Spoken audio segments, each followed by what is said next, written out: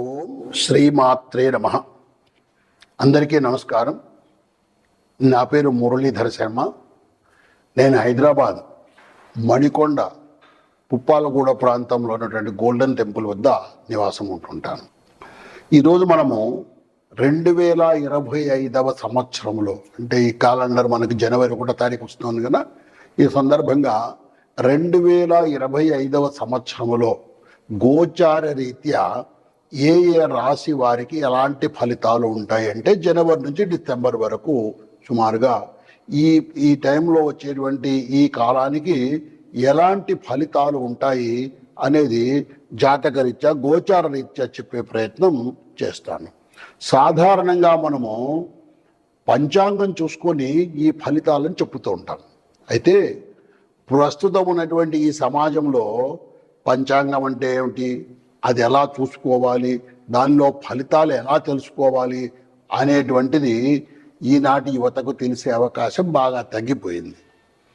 వాళ్ళు క్యాలెండర్ మీద ఆధారపడి ఉంటున్నారు. కాబట్టి ఆ క్యాలెండర్ ఆధారంగా, అంటే ఈ జనవరి నుంచి డిసెంబర్ వరకు ఎలాంటి ఫలితాలు ఉంటాయో చెప్పే ప్రయత్నం చేస్తాను.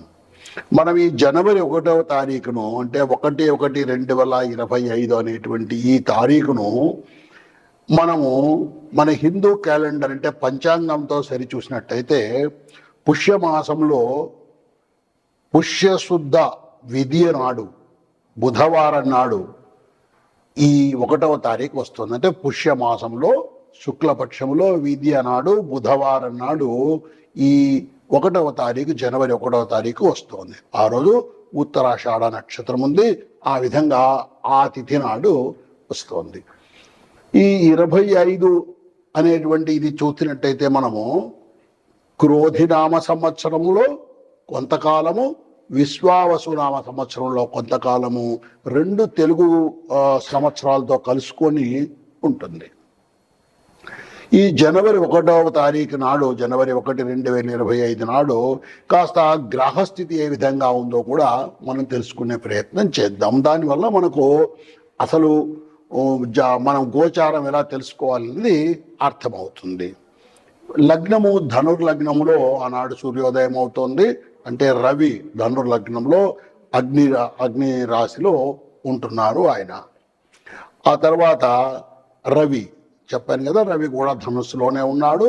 చంద్రుడు మకర లగ్నంలో ఉన్నాడు. కుజుడు వక్రస్థితిలో కర్కాటక రాశిలో ఉన్నాడు. బుధుడు వృశ్చిక రాశిలో, గురువు వృషభ రాశిలో, శుక్రుడు కుంభరాశిలో, శని కూడా కుంభరాశిలోనే స్వక్షేత్రంలో ఉన్నాడు. రాహువు మీన రాశిలో, అలాగే కేతువు కన్యా రాశిలో ఉన్నాడు. ఈ విధంగా 2025 జనవరి 1 నాడు గ్రహస్థితి ఉంటుంది. సూర్యోదయం అవుతున్నటువంటిది ధనుర్లగ్నంలో అవుతుంది. ధనుర్లగ్నము శుభలగ్నము కాబట్టి 2025 సంవత్సరం కూడా శుభంగా ఉంటుందని ఆశిద్దాము. అయితే మనము గోచార ఫలాలు తెలుసుకునేటప్పుడు మనకు నవగ్రహాలు ఉన్నప్పటికీ కూడా, అంటే 9 గ్రహాలు ఉన్నప్పటికీ కూడా, గురు శని రాహు కేతు అనేటువంటి ఈ 4 గ్రహాల యొక్క ప్రభావాన్నే మనము ఎక్కువగా తీసుకొని ఈ గోచారాన్ని పరిశీలిస్తుంటాము. ఎందువల్లంటే మిగిలిన గ్రహాలు కొన్ని నెల రోజులకే మారిపోతాయి, కొన్ని 45 రోజులకు మారిపోతాయి. అలాగే చంద్రుడైతే 2.5 రోజుకే ఒక రాశి నుంచి ఇంకొక రాశికి మారిపోతుంటాడు. కాబట్టి ఆ ఫలితాలు మన మీద అంత ఎక్కువ ప్రభావం చూపాయి. ఎక్కువ కాలం ఉండేటువంటివి గురు శని రాహు కేతువులు అనేటువంటి ఈ 4 గ్రహాలు మనకి ఎక్కువగా ఫలితాలను ఇస్తుంటాయి. ఇప్పుడు అలాగే గురువు అనేటువంటి ఈ గ్రహము 2, 5, 7, 9, 11 స్థానాల్లో ఉన్నప్పుడు శుభ ఫలితాలను ఇస్తాడు. అలాగే శని 3, 6, 11 స్థానాల్లో ఉన్నప్పుడు శుభ ఫలితాన్ని ఇస్తాడు. ఇంకొక ముఖ్యమైన విషయము, శని 12, 1, 2 స్థానాల్లో ఉన్నప్పుడు, అంటే మీ రాశి నుంచి 12వ స్థానము, 1వ స్థానం, 2వ స్థానంలో ఉన్నప్పుడు 7.5 సంవత్సరాలు ఏళ్ళ నాటి శని అని చెప్పి కాస్త దుష్ఫలితాలను ఇవ్వటము, అలాగే 4వ ఇంట్లో ఉన్నప్పుడు అర్ధాష్టమ శని అని చెప్పి దుష్ఫలితాలను ఇవ్వటము, 8వ ఇంట్లో ఉన్నప్పుడు అష్టమ శని అనే దుష్ఫలితాలను ఇవ్వటము. అంటే మనకు ఉన్నటువంటి ఈ 12 స్థానాల్లో కేవలం 3, 6, 11 స్థానాల్లో ఉన్నప్పుడు మాత్రమే శని శుభ ఫలితాలను ఇస్తుంటాడు. అలాగే రాహుకేతువులు కూడా 3, 6, 10, 11 స్థానాల్లో ఉన్నప్పుడు మాత్రమే శుభ ఫలితాలను ఇస్తారు. ఈ విధంగా మనకు ఏ గ్రహాలు ఏ స్థానాల్లో ఉన్నప్పుడు ఫలితాలను శుభ ఫలితాలను ఇస్తారో తెలుసుకున్నాం.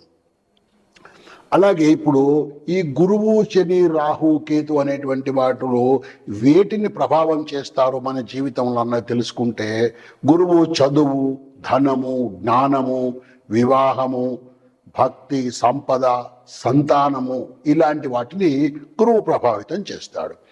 అలాగే శని న్యాయము, అన్యాయము, పనిచేసే లక్షణము, మానసికమైనటువంటి ఒత్తిడి, కర్మఫలము, ఆరోగ్యము, ఆయుష్ అనేటువంటి వాటిని శని ప్రభావం చేస్తాడు.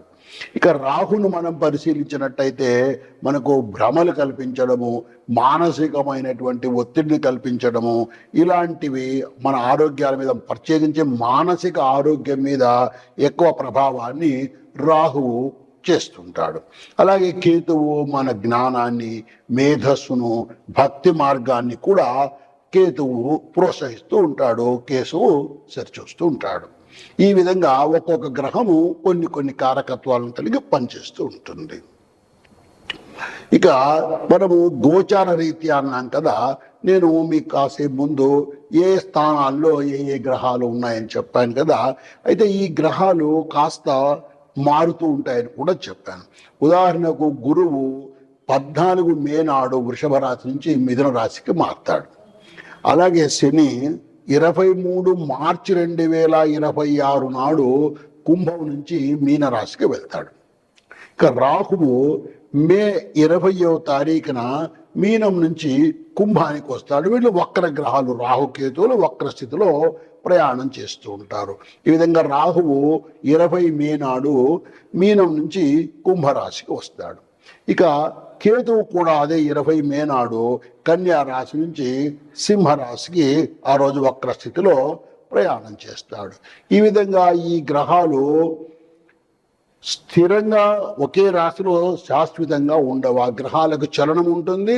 ఆ గ్రహాలు ఇందాక చెప్పినట్టుగా చంద్రుడు 2.5 రోజుకు, కుజుడు 45 రోజులకు ఇలాగా మారిపోతూ ఉంటారు. శని 2.5 సంవత్సరాలకు ఒక్కొక్క రాశిని ఇలా మారుతూ ఉంటారు. ఈ మారేటప్పుడు కూడా ఒక రాశి నుంచి ఒక రాశికి మారినప్పుడు మన జన్మరాశి నుంచి వాటి యొక్క స్థానం మారుతుంది కాబట్టి వాటి ఫలితాల్లో కూడా మార్పులు వస్తుంటాయి. ఈ విధంగా ఇప్పుడు మనము ఏ రాశి వారికి ఎలాంటి ఫలితాలు ఉన్నాయో తెలుసుకునే ప్రయత్నము చేద్దాం. ఇప్పుడు మేష రాశి వారికి 2025వ సంవత్సరంలో ఈ ప్రత్యేకించి గురువు, శని, రాహు, కేతువుల యొక్క ప్రభావం వలన ఈ మేషరాశి వారి జాతక ఫలితాలు ఏ విధంగా ఉండబోతున్నాయి గోచార రీత్యా 2025వ సంవత్సరంలో ఈ విషయం గుర్తుపెట్టుకోవాలంటే జనవరి నుంచి డిసెంబర్ వరకు. మనం తెలుగు పంచాంగాన్ని ఇక్కడ పరిశీలించట్లేదు, క్యాలెండర్ను పరిశీలిస్తున్నాం. క్యాలెండర్ను పరిశీలించి జనవరి నుంచి డిసెంబర్ వరకు దాన్ని పరిగణలోకి తీసుకొని ఈ ఫలితాలు చెప్తున్నాము. ఇప్పుడు గురువు, మేషరాశి వారికి గురువు వృషభంలో ఉన్నాడు కాబట్టి 2వ ఇంట ఉన్నాడు గురువు. అంటే ధన కుటుంబ స్థానంలో ఉన్నాడు గురువు, శుభగ్రహము, వృషభ రాశిలో ఉన్నాడు. అందువలన ఈ గురువు యొక్క ప్రభావం వలన సంపద, కుటుంబ సౌఖ్యము, ఆరోగ్యము, విద్య ఇవన్నీ కూడా బాగా ఉండే అవకాశము ఉంది. మేషరాశి వారికి ఈ ఫలితాలు బాగా ఉంటాయి. అయితే 14 మే 2025 నాడు వృషభం నుంచి మిథున రాశికి వస్తున్నాడు. అంటే 3వ ఇంటికి వస్తున్నాడు గురువు. మేషరాశి వారికి 3వ ఇంటికి వస్తున్నాడు. ఎప్పుడైతే ఈ 3వ ఇంటికి గురువు మారుతున్నాడో అప్పటి నుంచి కాస్త పనులు ఆలస్యం కావటము, ఆలోచన చేసే విధానంలో మార్పులు రావటము, ఎక్కువగా ప్రయాణాలు ఉండటము, ఇలాంటి ఫలితాలు ఉంటూ ఉంటాయి. ఈ విధంగా మనం ఏం చేయాలి? ఇప్పుడు ఈ మేషరాశి వాళ్ళు ఈ గురువు 14 మే నాడు మారినప్పుడు కాస్త ఆ గురువుకు సంబంధించినటువంటి పరిష్కారాలు ఏం చేసుకోవాలో చూసుకొని చేసుకోవాలి.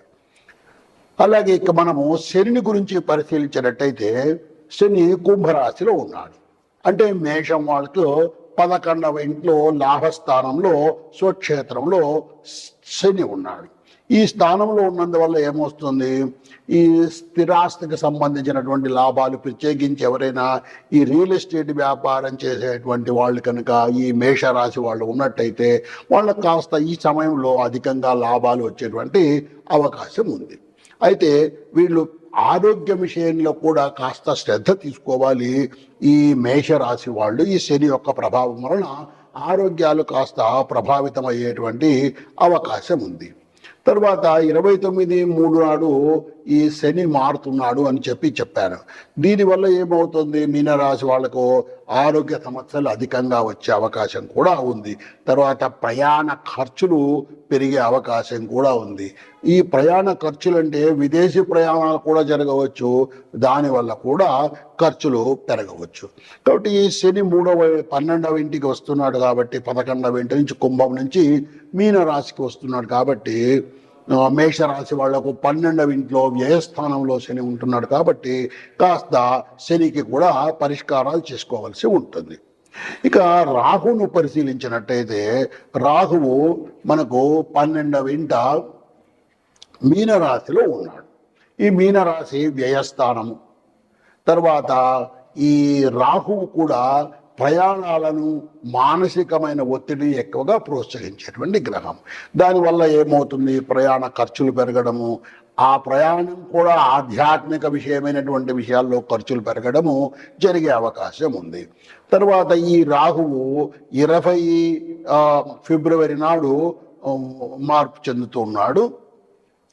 ఈ మార్పు చెందినటువంటి ఈ గ్రహము ఈ 20 ఫిబ్రవరి 2025 నాడు మార్పు చెందడం వల్ల మనకు ఈ రాహుకేతువులు వక్రగ్రహాలు ఇవి వెనక్కు ప్రయాణం చేస్తాయి. 12వ ఇంటి నుంచి వ్యయస్థానం నుంచి లాభస్థానంలోకి వస్తున్నాడు కాబట్టి కాస్త కొంచెం ఆదాయాలు కూడా పెరిగే అవకాశం ఉంటుంది ఈ ఫిబ్రవరి 2025 నుంచి కూడా ఈ జాతకులకు, మేషరాశి వాళ్లకు. ఇక కేతువును గురించి పరిశీలించినట్టయితే కేతు 6వ స్థానంలో శత్రు రోగ రుణ స్థానంలో కన్యా రాశిలో ఉన్నాడు కేతువు. దీనివల్ల ఏమవుతుంది? కాస్త అప్పులు పెరిగే అవకాశం కూడా ఉంది. ఎందువల్ల అంటే ఇది శత్రు రోగ రుణస్థానం కాబట్టి ఇక్కడ అప్పులు పెరిగే అవకాశం కూడా ఉంది. కాబట్టి వీళ్ళు కాస్త జాగ్రత్తగా ఉండాలి. అయితే ఫిబ్రవరి 2025లో కాస్త ఈ 6వ స్థానం నుంచి ఈయన మార్పు చెంది 5వ స్థానం సింహరాశికి వస్తాడు కాబట్టి కాస్త 5వ స్థానము 6వ స్థానంతో పోల్చినట్టయితే 5వ స్థానం కాస్త నయమే. ఇక్కడ ఆ ఆలోచన విధానంలో మార్పులు రావడము, విద్యార్థులకు ప్రత్యేకించి కాస్త ఎక్కువగా జాగ్రత్తలు తీసుకొని బాగా చదువు మీద శ్రద్ధ పెట్టుకోవాలి. లేకపోతే ఈ మానసిక ప్రశాంతత తగ్గే అవకాశము ఉంటుంది ఈ మేషరాశి వాళ్లకు.